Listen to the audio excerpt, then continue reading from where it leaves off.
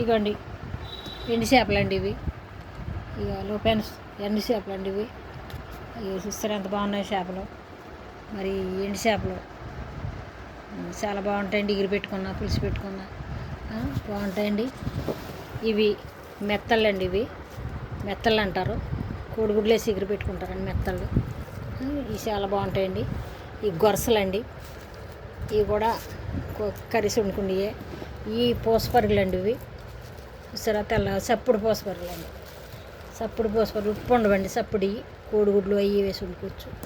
ఈ రొయ్యలు అండి, ఇవి వెండి రొయ్యలు బాగున్నాయి. చూసారా ఎంత బాగున్నాయి వెండి రొయ్యలు.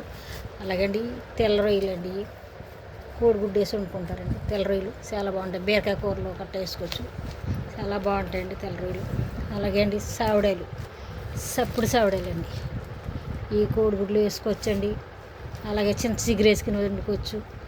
కానీ చాలా బాగుంటాయండి ఎగిరి పెట్టుకుంటే.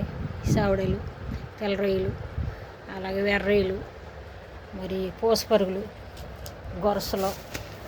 గొరసలండి, అలాగే మెత్తళ్ళండి అండి. చూసారా మొత్తం ఎన్ని 6 ఐటమ్స్ ఉన్నాయండి. 6 రకాల ఐటమ్స్ ఉన్నాయి. ఈ 6 రకాల ఐటమ్స్ కూడా చాలా బాగుంటాయండి. చూసారండి అలా ఉన్నాయి. అలాగండి ఇవ్వండి తాజా చేపలండి. ఇవి నిల్వ చేపలు కాదు అండి. చూసారా ఎంత వైట్గా ఉన్నాయి చేపలు. అలాగండి ఇవ్వండి గొరసలు, మెత్తళ్ళండి, గొరసలండి, అలాగే సావిడాలండి, తెల్ల రొయ్యలండి, ఎర్ర రొయ్యలు, పూసపరుగులు ఇవన్నీ కూడా చాలా బాగుంటాయండి కర్రీస్కి. మీకు కావలసిన అడ్రస్ చేసుకోవచ్చండి. మా వద్ద దొరుకుతాయండి ఇవి. మీకు ఫోన్ నెంబర్లు ఇచ్చాము. మీకు ఎవరికన్నా కావాల్సి ఉంటే ఈ అడ్రస్కి వస్తే మేము ఇస్తామండి.